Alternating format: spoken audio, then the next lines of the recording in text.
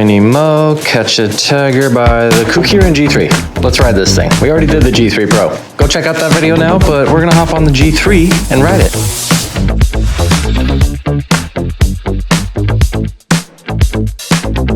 My name is the Ginger on Wheels. Thanks for stopping by this amazing video we're about to have. We're out riding the Kukirin G3 electric scooter. It's got 10-inch by 2.75-inch tires, so they're a little narrower than most 10-inch tires we're used to, at least the off-roady kind. These feel like, I didn't really get a good look at the tread, but it feels like a hybrid tire, which is kind of perfect for today because it's still sloppy. It's been raining, snowing, sleeting, and it's gonna rain in a bit, so we gotta move quick today. But perfect tire for these conditions, no doubt.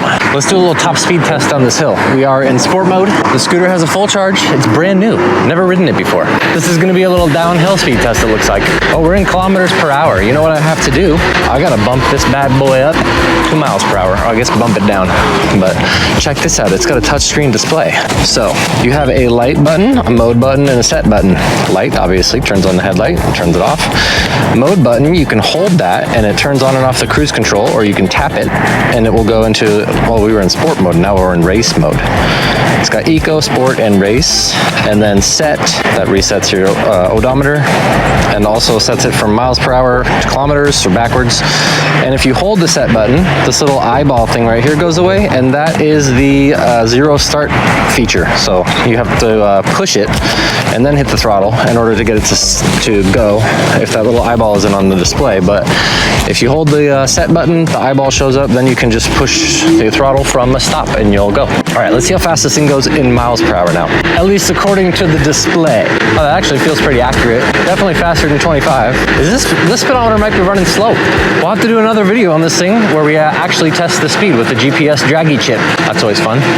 I wish I could shred back and forth on this thing, but it's slick, it's icy. Look, there's a big pile of snow right there. Oh, I wonder if we could go up the snow. This is a really stupid idea for the tube. Oh, yep.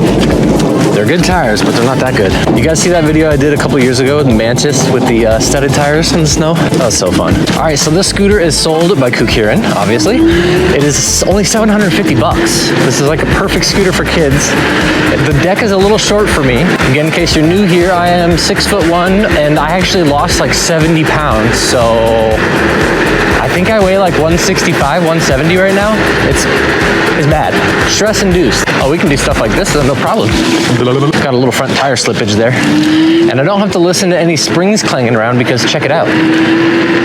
See that? No springs at all.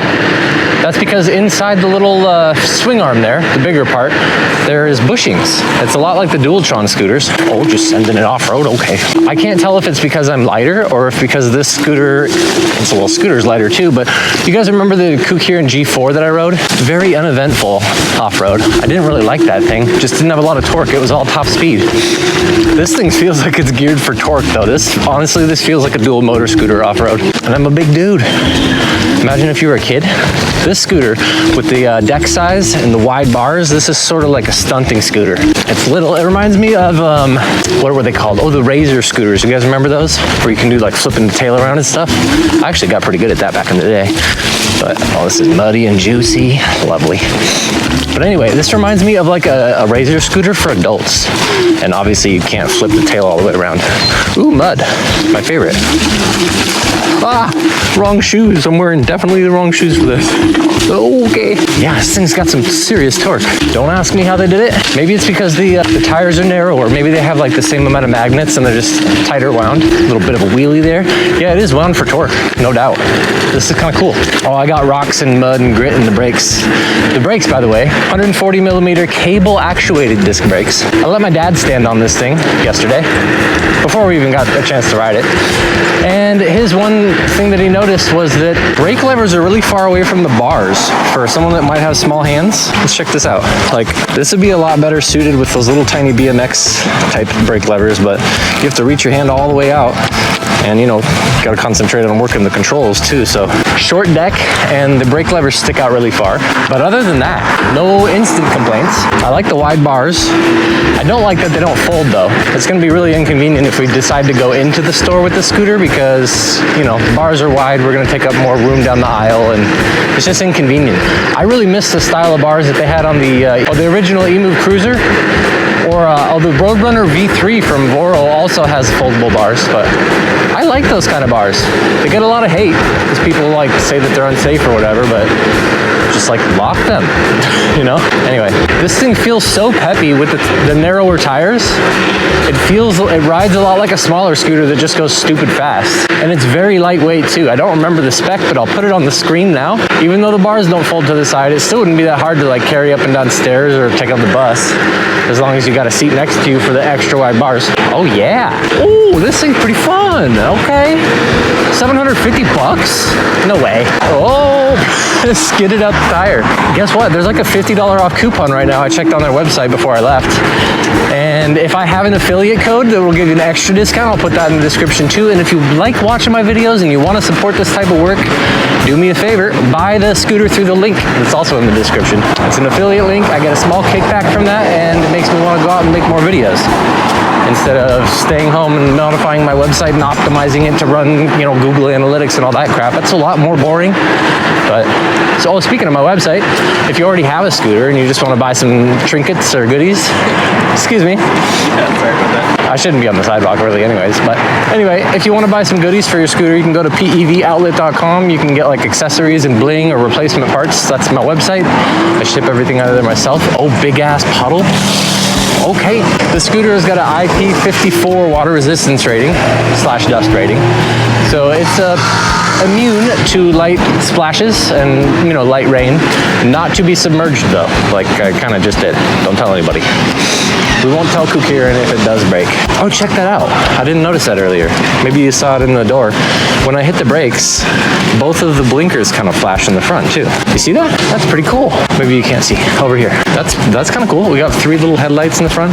It's not a bad headlight, really. I think it's the same display and headlight little module as the Kukirin G4.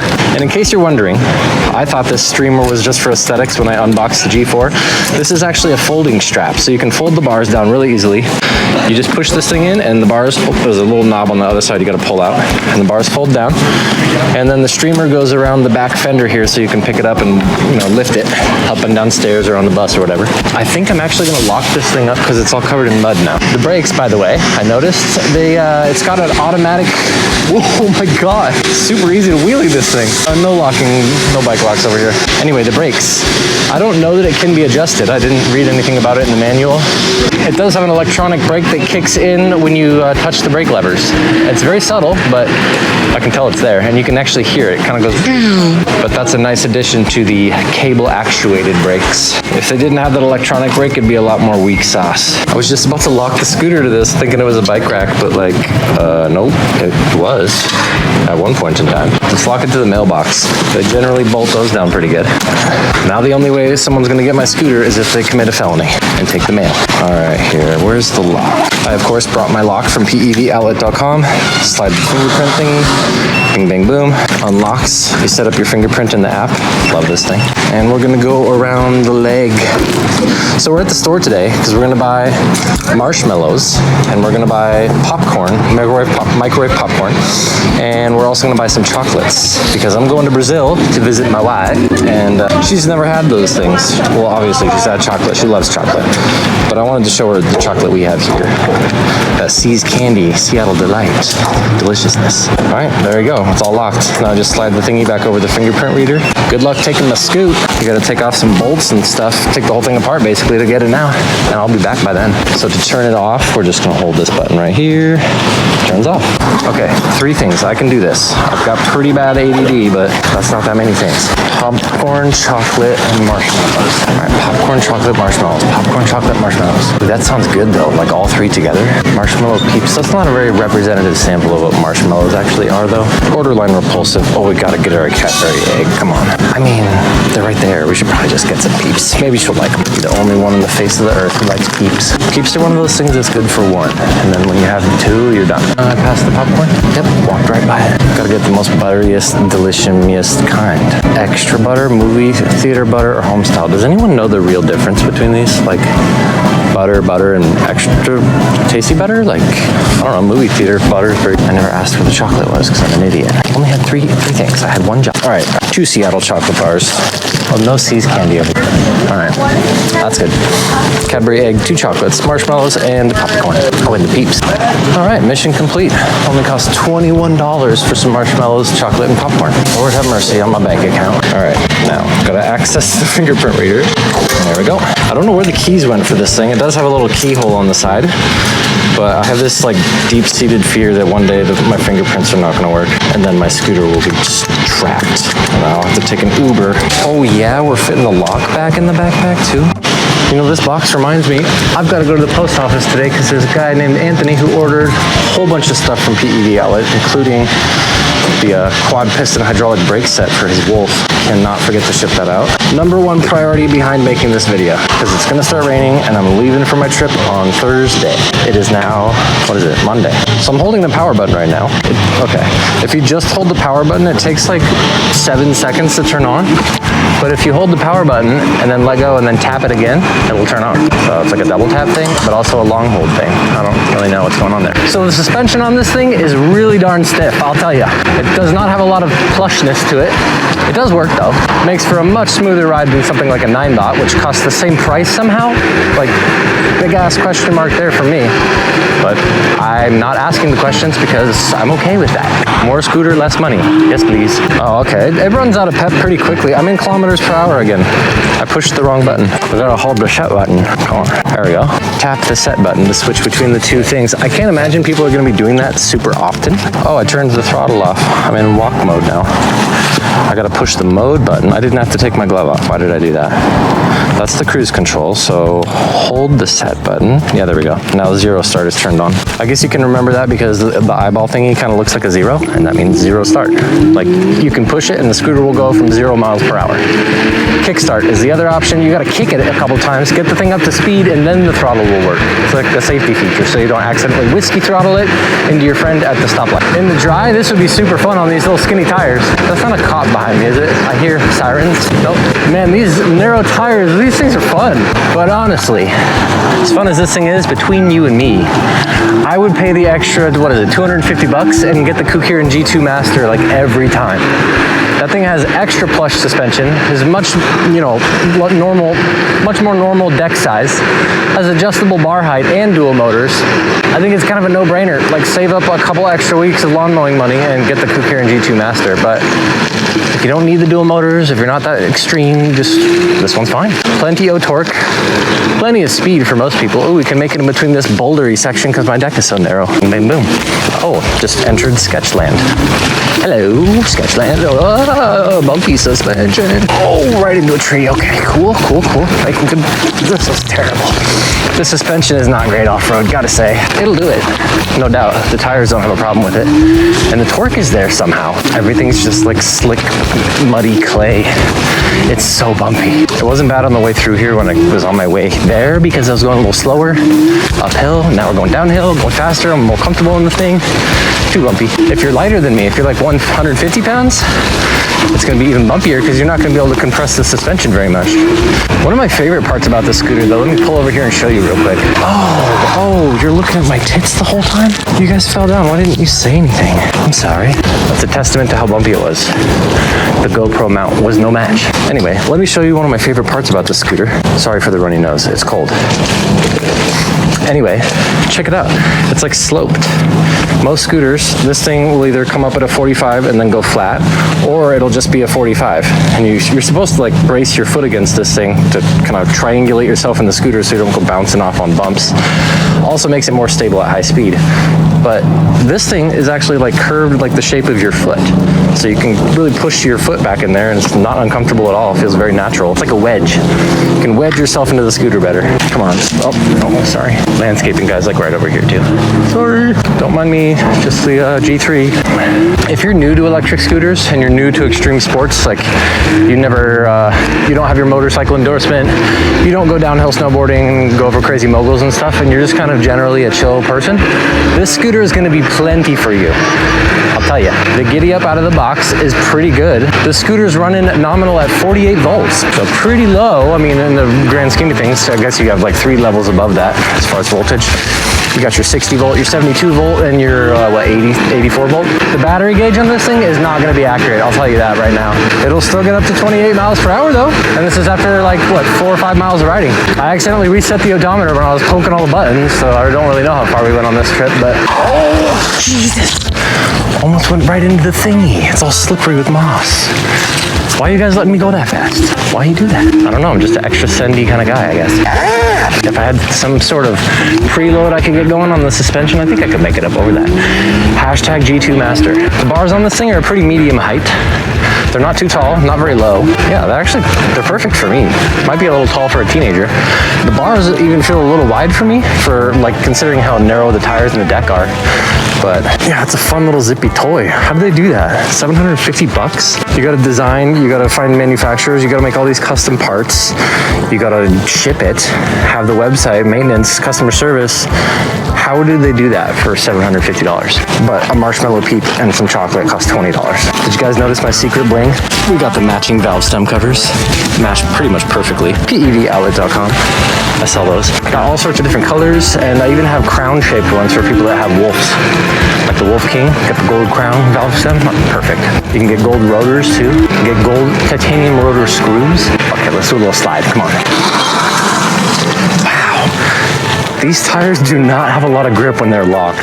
They're good as long as you're not locked, but in the wet, when they're locked up, these things could slide. I feel like they might even be worse than street tires because the contact patch is so much smaller. Ooh, one thing that might have been making it so extra bumpy back there is I accidentally pumped the tires up too high and then just kind of sent it anyway because I hate getting flat tires.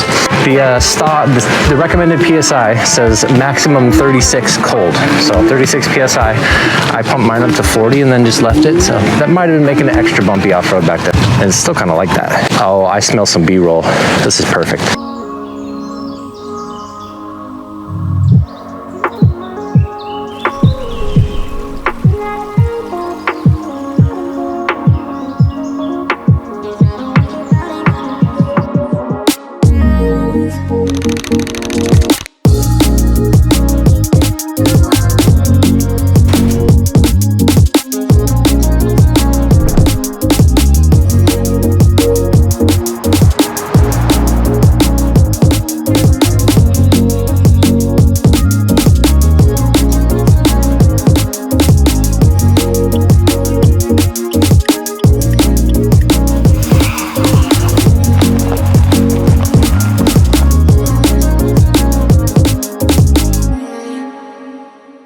Wow, are we just like the king of timings or what? It's like just started to rain, just put the DSLR away. That was a fun little shoot. I had a good time doing that. I miss getting out here and filming. It took a longer than expected hiatus because I had to rebuild my whole computer and all my laptops and then my roommate's computer. And also, right after that, I decided, okay, I'm gonna start doing Ginger on Wheels stuff again.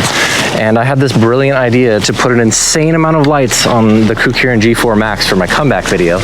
And that project just turned into the deepest, darkest rabbit hole. And I'm like 2 months into it and over $1,000 down the drain. But I decided it was time to just start making content. Who the hell could stop me? Go!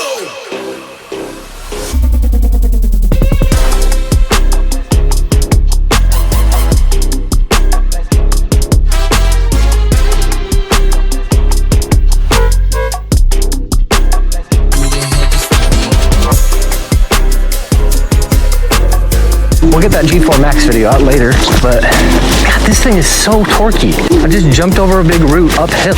Like how? Oh, that was scary. Couldn't turn on the bridge because, you know, it's slippery as hell. I got the cruise control function turned on. Can't forget. Oh, do a little slidey around the corner. Good times, good times. That actually does have a lot more traction sliding on the off-road sideways than on the street. It might just be the roads around here though, because like they're covered in moss, which is like tire lube, if you ask me. Oh, puddle time? Puddle time, puddle time. Oh, that's fun. Okay. Man, I wish it didn't start raining yet. I still have to film the video for the ET Max. I already filmed the footage part, but I need like the B-roll with the DSLR like I just did. Oh, we gotta get home, it's raining. Kukirin G3 only has an IP54 water resistance rating, which means resistant to light splashes and puddles and light rain, and can withstand little tiny streams of water from all directions, but not to be submerged and not to get soaked. You'll get rusty innards like the Tin Man with no lube in his chest. Oh yeah. Okay, I actually don't want to get too carby on the wet streets. We learned what happens when you try and do that. These tires, I'm telling you, okay, that was even worse over the paint. Well, I'm gonna have to do some research on exactly how they make motors torquier or not as torquey, because I know they make some unicycles that are wound for speed or wound for torque, and I always thought it had to, like it was directly related to the size of the rim, the tire, how close the magnets are together. But maybe it has to do with how many magnet poles there are, or like the Hall sensor or something like that. I'm not sure. Oh, don't kill me. Oh no, are you okay? Okay. Oh God, that lady's dog like almost killed her. Gotta beware of the Doges. I don't know what it is. They see a scooter and they just go crazy. They see a unicycle and it's even worse. So this scooter, it's pretty stable despite having the smaller deck. It's got really wide bars. Another one. What a pleasant animal you have captured. Anyway, pretty stable scooter. The thing I like most about Kukirins is how rock solid they feel. The bars have zero wiggle. Like if anything, they have negative wiggle. I've got my tires pumped up a lot, so there's no rocking back and forth going on. It just feels stiff and rigid, and you can wedge your foot into that little curved part, and responsive is the word, especially with the 2.75 inch wide tires. Extra responsive and stiff. And they're zippy too. Granted, only up to like 25, 30 miles an hour, but plenty. I could have sworn in the paperwork for this thing though, it said it went like 32 miles or 34 miles an hour. I don't remember, but it goes closer to 25 consistently, and it'll do like 28 on a full charge burst. But I'd say we probably have about half battery left right now, despite what that gauge may read. Do not trust the battery gauge on this thing. If anything, trust the voltage. If we can access the voltage in the app somehow, that's your real battery gauge. Okay, so we probably got about maybe 60% battery left. Pinning it uphill. This is maybe a 3-4% grade. Pretty steep. Yeah, 15 miles an hour. Let's test the 54 water resistance rating, shall we? But if the GoPro does die before I get a chance to say goodbye, I'll say it now. Goodbye. Thanks for watching. Hope you enjoyed this little video on the Kukirin G3. If I called it the Kukirin G2 a few times, apologies. It is the Kukirin G3, not to be mistaken for the G3 Pro, the G2, or the G2 Master, or the G4 Max, or the G4. I don't know. I'm not in charge of that. But I am in charge of making sure that you click on the link in the description. So if you enjoyed watching the video, just give it a click. But I'm gonna try my best now to not ruin my entire GoPro and microphone setup, and I'm gonna ride home at the speed of light, if light went 30 miles per hour.